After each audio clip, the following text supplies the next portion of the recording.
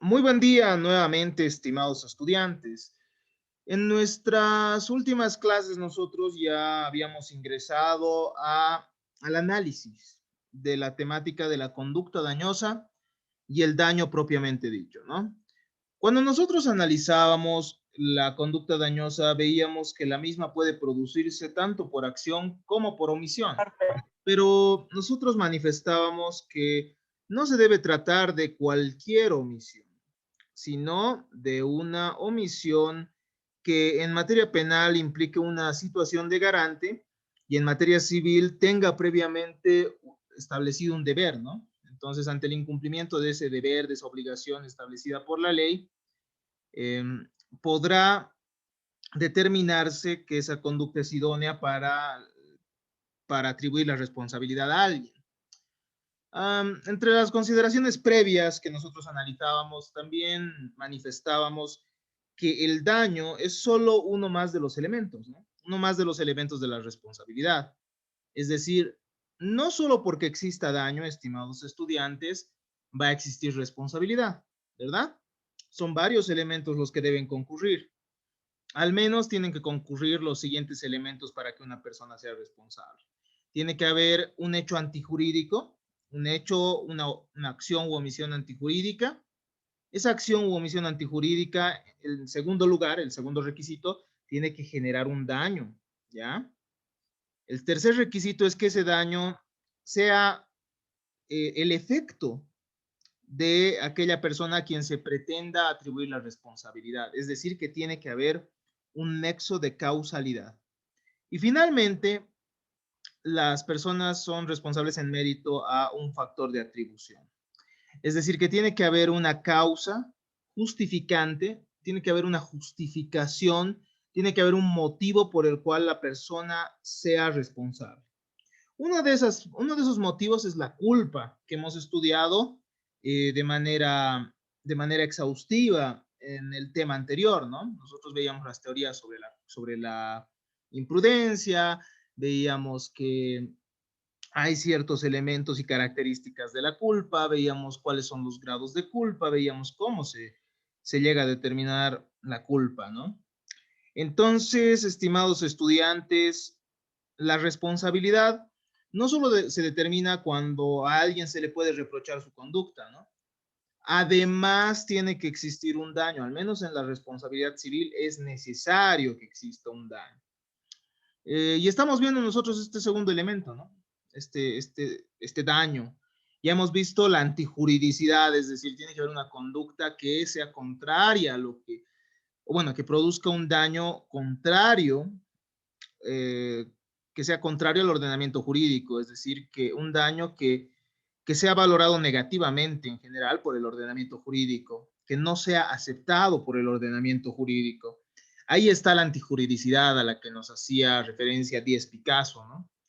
Entonces, tras haber revisado todos estos aspectos, nosotros hemos ingresado al estudio del daño y veíamos que el daño es todo menoscabo patrimonial o extrapatrimonial que se pueda generar a una persona, ¿verdad? Analizábamos cómo se podría medir el daño y veíamos que hay una teoría muy interesante y pero insuficiente, que es la teoría de la diferencia. Veíamos que reconstruyendo el patrimonio de la persona se puede establecer cuál es el daño, a cuánto asciende ese daño que se debe resarcir, ¿verdad? Veíamos que para determinar un aproximado del daño se requiere reconstruir la situación en la cual se encontraría el patrimonio de la persona si es que no se hubiese realizado el daño, si es que no hubiese acontecido el daño.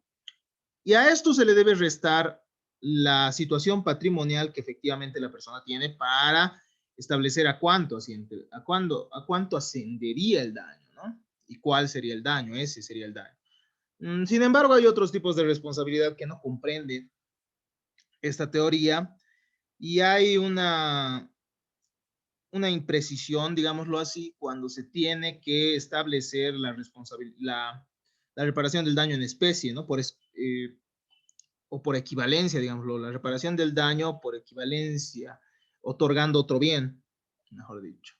Entonces, tras haber realizado estas aclaraciones, hemos ingresado a los tipos de daños que existen, ¿no? Y decíamos que el daño puede ser patrimonial o extrapatrimonial. Y también hay daño contractual y extracontractual. Nuestra última clase, o la última parte de nuestra clase anterior, la hemos dedicado al análisis del daño patrimonial, ¿no? Y nosotros manifestábamos que es aquel menoscabo que surge en en el patrimonio de la persona, ¿no? En el patrimonio de la persona, y este termina siendo valuable en dinero. Dentro de las formas de este daño, nosotros hemos encontrado el daño emergente y el lucro cesante. El daño emergente, que sería un empobrecimiento que se produce en la persona, y el lucro cesante, que sería aquel cese en la percepción de dinero, ¿no? De recursos económicos. Entonces, el daño puede medirse en base a estos dos conceptos importantes del damnum emergens y lucrum cessans, ¿no? El daño emergente y lucro cesante. Además, para poder comprender un poco más del daño patrimonial y ver cómo otros ordenamientos jurídicos tratan el mismo, hemos podido distinguir los punitive damages, ¿no? Esta forma de daño patrimonial que se establece en el sistema anglosajón, ¿no? Ante la vulneración de derechos constitucionales. También hemos visto la pérdida de chance y analizábamos que esto puede ser considerado daño patrimonial. Sin embargo, nuestro Código Civil se va a basar en el daño emergente y lucro cesante, pese a que hemos estudiado estas otras dos figuras tan importantes también en el derecho comparado. Ahora nos corresponde revisar el tema del daño extrapatrimonial, pues el daño, estimados estudiantes, no solo va a afectar las riquezas de la persona, el daño no solo va a menoscabar la situación patrimonial de la persona, sino que también va a haber sufrimiento, también va a haber un atentado contra la persona muchas veces. Y como ustedes saben, la persona es invaluable, ¿no? La persona tiene dignidad y eso al menos ustedes lo han podido estudiar en la materia de derechos humanos, seguramente.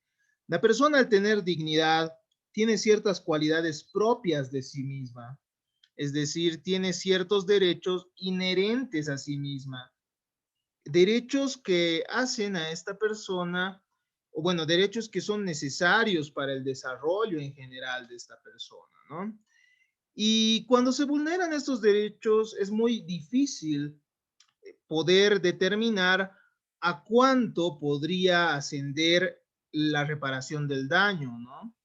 ¿Por qué? Porque si alguien, si se priva de libertad a una persona, por ejemplo, y se lo hace ilegítimamente, se lo hace ilegalmente, estaremos ante una circunstancia en la cual existirá un daño, ¿no? Existirá un daño a la libertad de esta persona, pero ¿cuánto llega a valer ese daño a la libertad de la persona?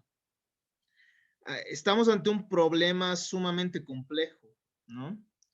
Es así que nosotros encontramos ciertos derechos inherentes a la persona misma que vamos a definir en un instante y que ustedes los van a estudiar con mayor detalle en la materia de Derecho Civil 1, personas, pero nosotros vamos a dar una breve introducción tal vez o un breve concepto de estos. Pero a ver, ¿qué es el daño extrapatrimonial? Esto que es de nuestra materia. Es aquel que lesiona a la persona en sí misma, estimada como un valor espiritual, psicológico e inmaterial. Nosotros, estimados estudiantes, no somos similares, bueno, las personas no podemos equipararnos a un automóvil, a una casa. Si bien en tiempos muy antiguos, durante épocas en las que se aceptaba la esclavitud, se podía vender personas, por ejemplo, el día de hoy eso es inaceptable, ¿no? El día de hoy la persona no tiene un valor económico. Es decir, a alguien no le puedes decir, a ver, vendeme tu integridad física y te voy a golpear. No, no, ¿eh? No es lo mismo eso a retribuir el trabajo de una persona, porque en realidad lo que estás retribuyendo es el trabajo, no es que estés comprando a la persona. Entonces, estimados estudiantes, como ustedes pueden ver en este concepto, la persona, la persona implica un valor espiritual, un valor inmaterial, y muchas veces se puede dañar ese valor que tiene. El daño extrapatrimonial se encuentra inmerso entonces en el ansia, en la angustia, sufrimientos físicos, sufrimientos psíquicos que tiene la persona, ¿ya? La persona constante, bueno, ante un golpe, ante un asalto, ante el hecho de que un muro le caiga encima, ante el hecho de que le choquen el automóvil, va a tener pues cierta ansia, cierta angustia, ciertos sufrimientos. Y, y este es el daño extrapatrimonial, ¿no? Este es el daño extrapatrimonial que también debería repararse.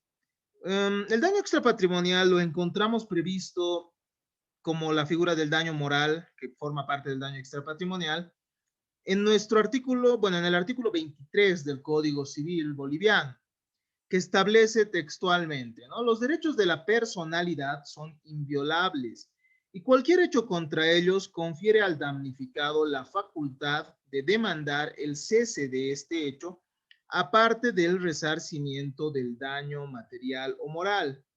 Entonces, hay un daño material en primer lugar porque supongamos que alguien golpea a otra persona. La víctima en este caso va a tener un daño patrimonial, ¿no? Porque va a tener que acudir al centro médico, imaginemos que esta persona era modelo, entonces percibía también de su imagen ciertos réditos, pero una vez que le han golpeado ha dejado de percibir esos montos de dinero. Supongamos que esta persona además ha tenido que gastar en medicamentos, entonces hay ahí un daño patrimonial. Sin embargo, hay un daño extrapatrimonial aparte de este, ¿no? Hay un daño extrapatrimonial aparte de este. Eh, pero ustedes dirán, ¿qué son los derechos de la personalidad? Si nosotros revisamos algunas definiciones, podemos decir que son derechos subjetivos en primer lugar, es decir, facultades, prerrogativas de las personas, eh, que se dirigen a garantizar a la persona el goce de las facultades de su cuerpo y espíritu, atributos esenciales de la naturaleza humana, condiciones fundamentales de su existencia y en su actividad.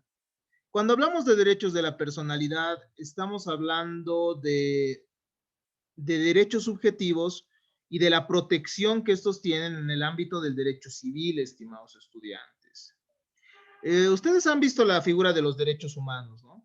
Ustedes han visto la figura de los derechos humanos, ustedes, bueno, están estudiando derechos humanos y los derechos humanos van a ser libertades, facultades o valores básicos, ¿no? Que corresponden a todo hombre por el solo hecho de ser persona. Van a ser libertades básicas que tiene toda persona. Pero esas libertades básicas que forman parte del derecho natural, entran al derecho cuando son reconocidas por las constituciones, ¿no? Entran como derechos fundamentales. Los derechos fundamentales son diferentes a los derechos de la personalidad en cuanto al ámbito de aplicación, ¿no? El derecho fundamental nos dice, al menos nos dicen algunos teóricos, el derecho fundamental va a proteger ciertas prerrogativas que tenemos, tanto del Estado como de particulares, mientras que los derechos de la personalidad se hacen valer frente a los ciudadanos, ¿no? Y bueno, su protección implica también la reparación de este daño. Entonces, para otros autores, derechos fundamentales y derechos de la personalidad ya serían lo mismo. Así cuando uno revisa los textos ve que estaríamos ante figuras similares. Yo creo que son diferentes, porque los derechos fundamentales son diferentes con un mismo contenido, ¿no? Son diferentes en cuanto a la forma de defensa, a la forma de defensa y de protección que tienen. Eh, pero bueno, eso ya lo van a ir estudiando seguramente en la materia de Derecho Civil 1. Dentro de estos derechos, estas cualidades que tenemos esenciales, estas cualidades que nos garantizan ese goce de las facultades de nuestro cuerpo y espíritu, encontramos, por ejemplo, el derecho a la vida, el derecho a la integridad personal, encontramos el derecho a la salud que tenemos, hay un derecho denominado derecho al pudor, ¿no? Es decir, que no nos pueden hacer exámenes si nosotros no estamos de acuerdo, no pueden realizar ciertas intervenciones en nuestro cuerpo si nosotros no estamos de acuerdo. Tenemos también un derecho a la actividad física, es decir, a que se nos retribuya por las actividades que desarrollamos. Tenemos el derecho a la libertad, tenemos diferentes libertades, ¿no? Tenemos derecho a la libertad de locomoción, a la libertad de pensamiento, tenemos entonces diferentes libertades, ¿no? La libertad política, libertad de conciencia también. Entonces, estimados estudiantes, dentro de los derechos de la personalidad tenemos cualidades. Si yo, por ejemplo, tengo que describir a Rodolfo, eh, veo que tiene ciertas cualidades, entre ellos estará la vida misma, él tiene libertad, y además hay otros, ¿no? Como el derecho al honor, él tiene un honor subjetivo, es decir, una percepción de sí mismo, tiene un honor de cómo el resto lo ve, tiene una reputación, que es el honor objetivo, tiene un derecho a la imagen, un derecho a la intimidad también, es decir, a tener un un espacio propio en el cual desarrolle sus actividades, siempre y cuando este no sea contrario a la ley, el orden público, las buenas costumbres. Tiene un derecho además al nombre, un derecho moral de autor, es decir, él puede tener aspiraciones y sueños respecto a lo que él está desarrollando. Entonces, muchas veces estos derechos pueden verse afectados, ¿no? Estos derechos pueden verse afectados. A esto se le ha llamado el daño a la persona, ¿no? El daño a la persona se entiende como una lesión a un interés o derechos personales. Recae sobre el ser humano en cuanto sujeto de derecho. El momento que una persona habla mal de nosotros y nos hace ver mal ante todos nuestros amigos, ante todo nuestro entorno de trabajo, ante toda nuestra familia, estamos pues ante un daño a la persona como un ser humano que es sujeto de derecho y tenemos estos derechos de la personalidad, ¿no? Que también son afectados. También encontramos dentro de este derecho, este daño a la persona, el daño biológico, ¿no? Que ha sido denominado así por la doctrina italiana, que se va a dar cuando se realiza un daño a la salud y se generan daños además patrimoniales. Además se generan daños patrimoniales, ¿no? Algunos lo han comprometido, o bueno, mejor dicho, lo han clasificado como un daño patrimonial. Dentro del daño extrapatrimonial también encontramos el daño moral, ¿no? El daño moral es muy importante. El daño moral va a ser la afectación al estado de ánimo, traducido en dolor, sufrimiento de inestimable cuantificación. Algunos consideran algunos consideran a este daño moral como parte del daño a la persona también. Porque, bueno, el momento que uno sufre una lesión, reitero, el momento que asaltan a uno, el momento que le chocan el automóvil, se generan pues cierta angustia, cierto dolor, y el problema es que es inestimable aquello, ¿no? Pero pese a ser inestimable ese dolor, ese sufrimiento, tiene que cuantificarse según criterios de equidad. El juez, de manera razonada, tiene que establecer a cuánto va a ascender ese daño, ¿ya? Él tiene que razonar, tiene que fundamentar y dirá, bueno, a esta persona le han privado injustamente de su libertad por 3 días, entonces eso tiene un valor, bueno, no un valor, ¿no? Ese daño va a repararse en la cantidad de $50,000, por ejemplo. Entonces, pero tendrá que justificar los motivos por los cuales lo haga, ¿no? Muchas veces es difícil probar el daño moral, ¿no? Pero según el artículo, bueno, según el Auto Supremo 703 quebrado 2017 de 10 de julio, que es parte de nuestra jurisprudencia, cuando se comete un delito ya no es se ha condenado a ese delito, la comisión de ese delito, ya no, ya no tendrá que probarse, ¿no?, el daño moral, sino que el hecho de haber sido condenado por el delito ya implica que hay ese daño moral. Entonces, estimados estudiantes, estamos ante un daño que tiene un valor inestimable, pero que debe cuantificarse, ¿no? Y eso dependerá del juez. Si yo le pregunto a Rodolfo, ¿qué pasaría si a ti te privan de libertad por un año, por ejemplo? Ese daño, ¿cuánto tendrían que repararte por ese daño? Incluso Rodolfo, pese a conocer muy bien que tiene ese derecho a la libertad, diría que eso es inestimable, ¿no? Que en realidad ese año de libertad es muy, muy valioso, muy, muy valioso. Es decir, ni $1.000.000 probablemente podría cubrir eso, pero tienen que establecerse montos razonados y razonables por la autoridad judicial. Otra figura, otra forma de daño es el daño psíquico o psicológico. Este no ha sido comprendido ni dentro del daño patrimonial ni dentro del daño extrapatrimonial, pese a que podría tener consecuencias patrimoniales. El daño psicológico se va a referir más que nada al daño a la salud psíquica, ¿ya?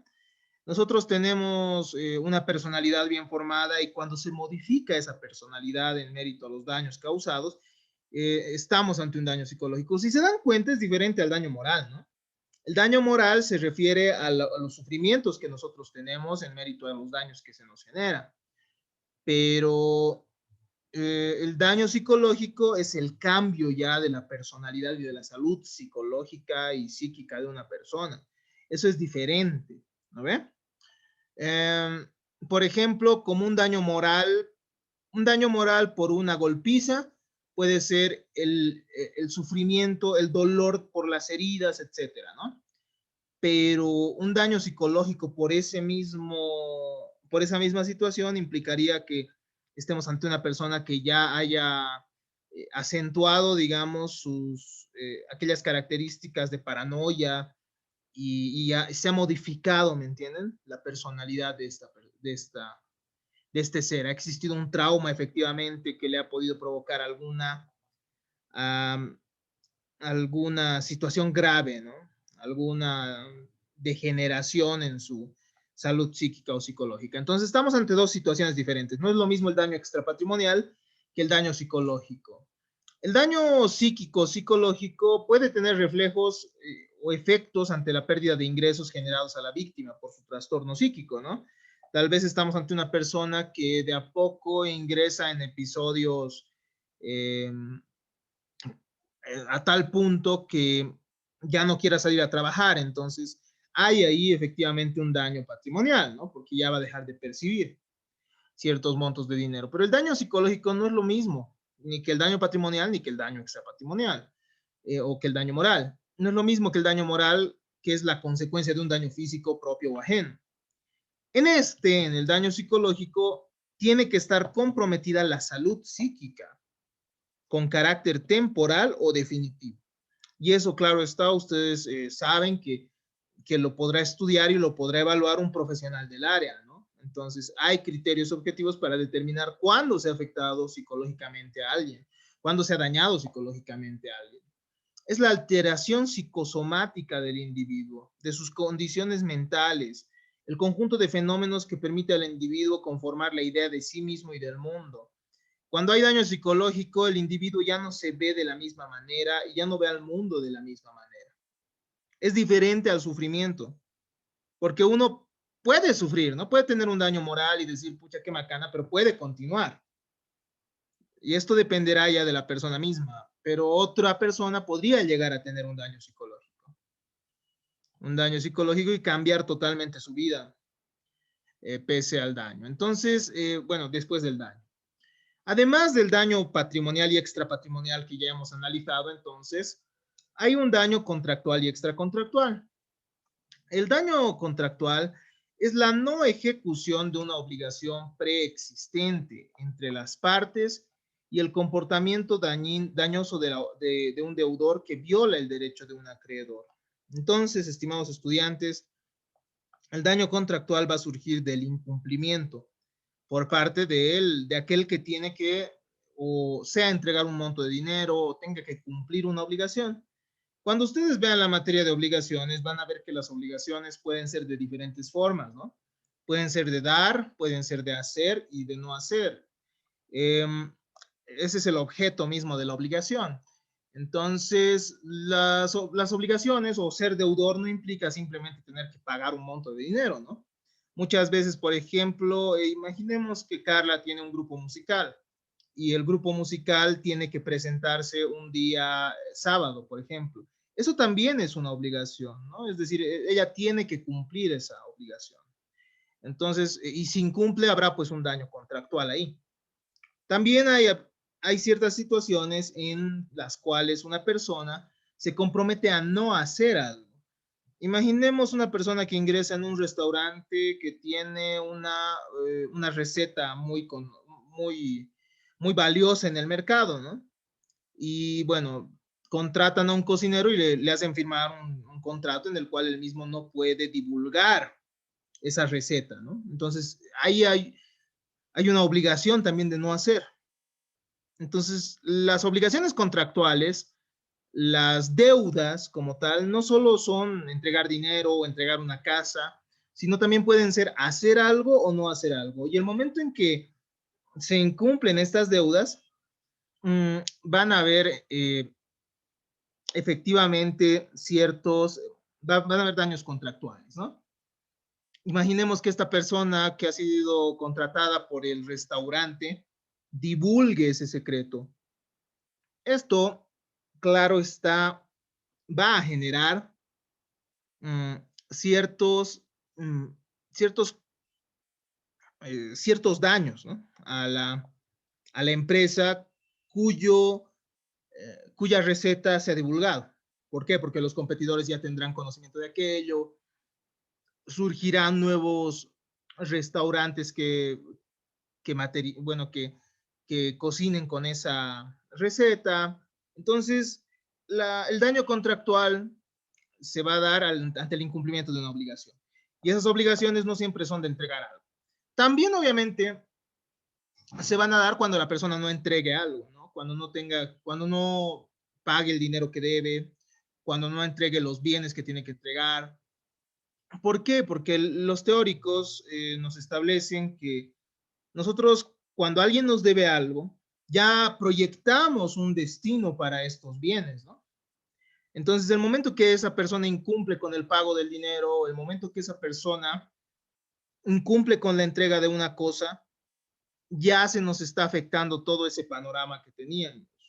Probablemente eso hubiese generado ingresos, etcétera. Entonces, obviamente hay que analizar el caso concreto también para determinar aquello.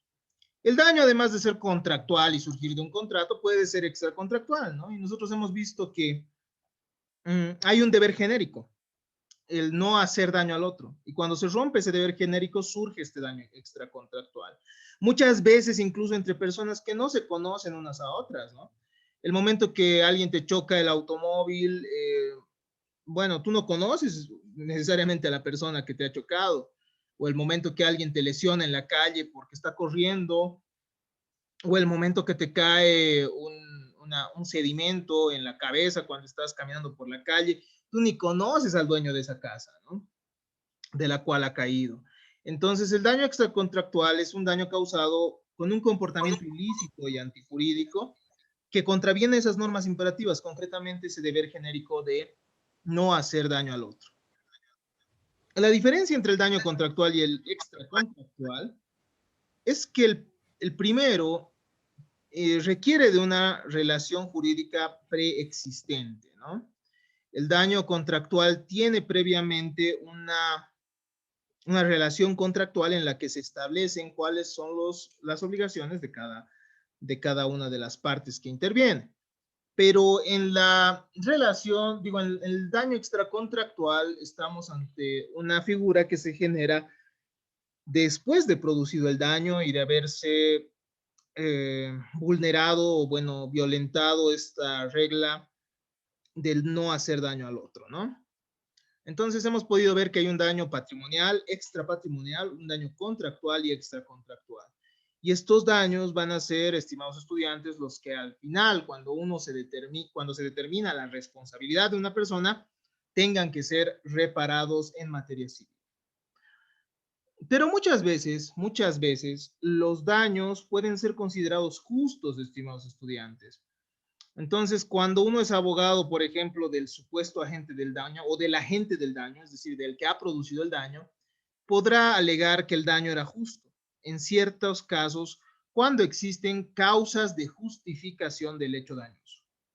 Es decir, nosotros cuando ingresábamos al estudio del tema del daño, veíamos que no todo daño es injusto, que no todo daño es antijurídico, muchas veces es la misma ley la que permite esos daños, ¿no? Entonces hay daños que para la ley son justos. El deber de indemnizar un daño puede quedar entonces excluido si en el comportamiento de la gente concurre lo que los penalistas han denominado causas de justificación, ¿ya? Nosotros vamos a analizar las causas de justificación que son la legítima defensa y el estado de necesidad. Estas excluyen la antijuridicidad. Uno de los requisitos para que una persona sea responsable es justamente la antijuridicidad, ¿ya? Entonces, si no hay antijuridicidad, estimados estudiantes, no va a haber responsabilidad, es decir, la persona que tenía que reparar el daño no tendrá que hacerlo, porque el daño que ha generado es considerado justo por la ley, ¿ya? Eh, la primera de estas causas de justificación va a ser la legítima defensa, ¿ya? Ya era conocida en el derecho romano, se establecía naturalis ratio permititse defendere, es decir, que uno, por la misma razón natural, podría defenderse, ¿no? Puede defenderse de otros. Para que exista legítima defensa y para que la legítima defensa sea considerada, bueno, para que exista legítima defensa, esta figura, esta causa de justificación, tienen que concurrir los siguientes requisitos, los siguientes aspectos. En primer lugar, es importante precisar que uno tiene que defender un bien propio o ajeno, ¿ya? Entonces, la ley autoriza actuar en defensa de la propia vida, en defensa de la propiedad, en defensa de la libertad, el honor, cuerpo o cualquier bien que esté protegido por la norma jurídica. ¿Ya? Reitero, este bien puede ser propio o ajeno. Puede ser que yo esté defendiendo mi vida, por ejemplo, en una golpiza que me están dando, o puede ser que yo esté defendiendo a alguien a quien estaban golpeando, a alguien que yo aprecio mucho, por ejemplo. Pero no cualquier defensa de estos bienes va a ser una legítima defensa. Necesita los siguientes requisitos. En primer lugar, la agresión tiene que ser ilegítima. La agresión de la que nos estamos defendiendo no tiene que ser no tiene que ser, mejor dicho, no tiene que estar permitida por la ley, ¿no? Por ejemplo, si la policía está haciendo uso de la fuerza y yo me defiendo y golpeo al policía, no estamos ante legítima defensa porque la agresión que me están generando, que me están realizando, bueno, la agresión que están ejerciendo sobre mí no es ilegítima, ¿no? ¿Por qué? Porque la policía sí podría hacer uso de la fuerza en ciertas circunstancias. Obviamente hay excesos, claro está. Y en esos casos sí habría legítima defensa, pero si simplemente está agarrando y me está enmanillando, por ejemplo, o está enmanillando a una persona X, en este ejemplo hipotético que estamos dando, no podrá existir legítima defensa, ¿no? Porque la agresión que se estaría ejerciendo sobre esta persona hipotética no es una, no es una agresión ilegítima. Pero para que haya legítima defensa tiene que ser una agresión ilegítima la que se ejerce. Una persona que esté intentando robar, una persona que esté golpeando, o bueno, que quiera que te golpee, una persona que esté hablando mal de ti, etcétera. Pero ojo, ojo, que tiene que ser proporcional, ¿no? No porque alguien esté hablando mal de una persona significa que esta otra puede golpearlo.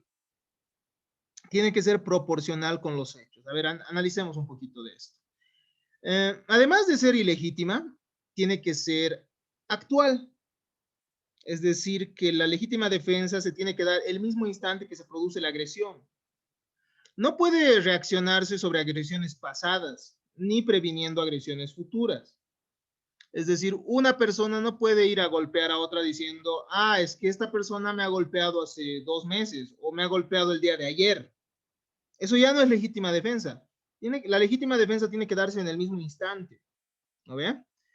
Si uno, por ejemplo, deja pasar 2 horas, incluso 1 hora, y después va a golpear a la otra persona, no, ya no es legítima defensa. O si toma esas medidas de legítima defensa posteriormente, entonces no estamos ante una legítima defensa, ¿no? Tampoco se trata de prevenir agresiones futuras. Tiene que ser una agresión actual, efectiva, ¿no? No es que estemos diciendo, ah, es que esta persona probablemente el día de mañana hable mal de mí, entonces estoy previniendo esto, qué sé yo, quitándole el internet porque va a publicar, por ejemplo, ¿no? Entonces lo he hecho en legítima defensa. No, no funciona así. Tiene que darse la legítima defensa ante una agresión en el mismo instante en el que se da la agresión, ¿no? Debe haber necesidad racional del medio empleado para impedir o repeler la agresión, ¿ya?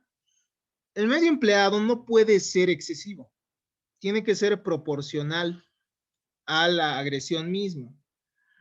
Por ejemplo, imaginemos 2 personas que están en una pelea, ¿no? Bueno, una persona empieza a golpear a otra, la otra también golpea porque ya se está defendiendo. Pero sería diferente las... ¿Qué pasa si una agrede a la otra y esta saca un cuchillo o saca una pistola? En este caso ya no habría proporcionalidad, ¿no? Entonces hay que analizar muy bien el caso concreto también para referirnos a esto. En un instante más vamos a hablar sobre, vamos a intervenir, ¿ya? Eh, terminaremos las ideas de esta parte. No debe haber provocación tampoco por el agredido, ¿ya? El agredido que se defiende no debe haber provocado esa situación para que haya una legítima defensa. Finalmente, cuando hay legítima defensa, ya no hay obligación del resarcimiento. Ya no se tiene que reparar el daño. Entonces, nuestro artículo 985, el artículo 985 del Código Civil Boliviano, establece textualmente lo siguiente. Quien en defensa de un derecho propio o ajeno, al rechazar por medios proporcionados una agresión injusta y actual, ocasiona a otro un daño, no está obligado al resarcimiento. Entonces, si uno ocasiona un daño defendiéndose bajo estos requisitos, ya no tiene que reparar ese daño, no tiene que resarcir ese daño. El daño que ha provocado, como habíamos manifestado hace un instante, es considerado justo. Son aspectos que se deben analizar. Incluso ustedes van a ver que esta figura es aplicable en el derecho penal. De hecho, viene del derecho penal, ¿no?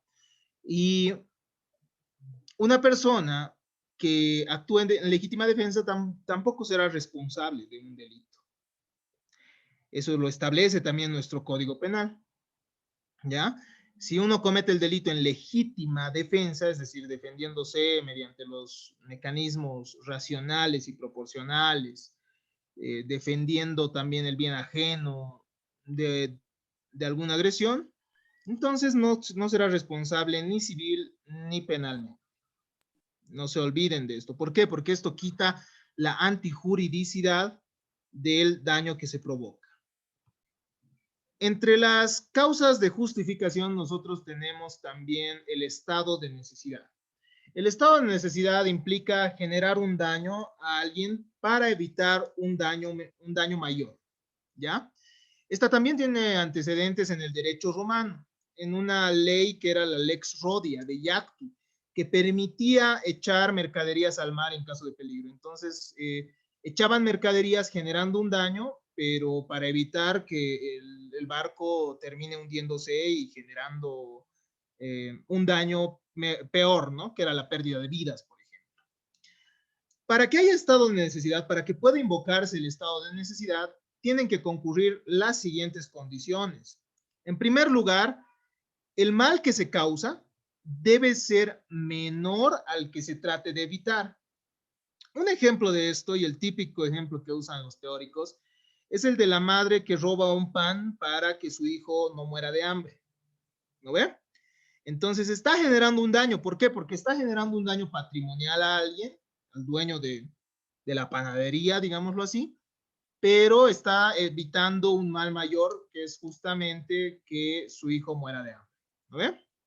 La situación de necesidad no tiene que haber sido intencionalmente provocada, es decir, uno no tiene que haber provocado esa situación voluntariamente, ¿no? Voluntariamente, porque si lo hace voluntariamente, ya no hay un estado de necesidad. Estamos ante una persona que ha provocado esa situación de necesidad, y ahí incluso estaríamos ante una situación que podría llegar a ser hasta maliciosa, ¿no? Finalmente, el necesitado no tiene que tener por oficio o cargo la obligación de sacrificarse, ¿ya? Hay personas que por su propio oficio, que por su propio trabajo, tienen que sacrificarse, ¿no ve? Tienen que realizar ciertos sacrificios.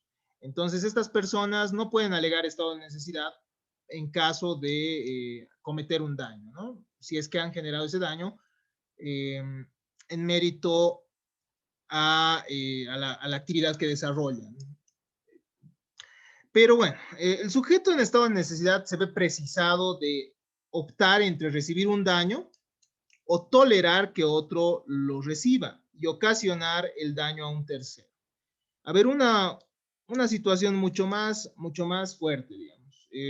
Una persona está desangrándose,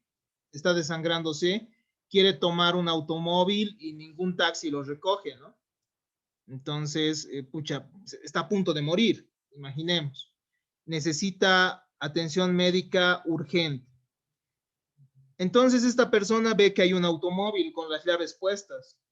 Se entra al automóvil, va hasta, va hasta un hospital y al momento, obviamente, de estacionar, choca el automóvil, ¿no? Choca el automóvil y se entra a la clínica para poder, bueno, para poder salvar su vida, ¿no?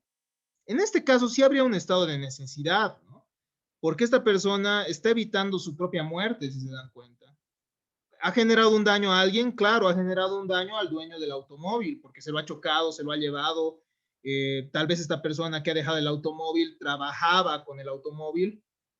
Entonces, en este caso, estimados estudiantes, en este caso habría un estado de necesidad. Pero en el estado de necesidad no hay una, o sea, sí se considera justo el daño, pero no es como en la legítima, no estamos ante una consecuencia como la legítima defensa, ¿no?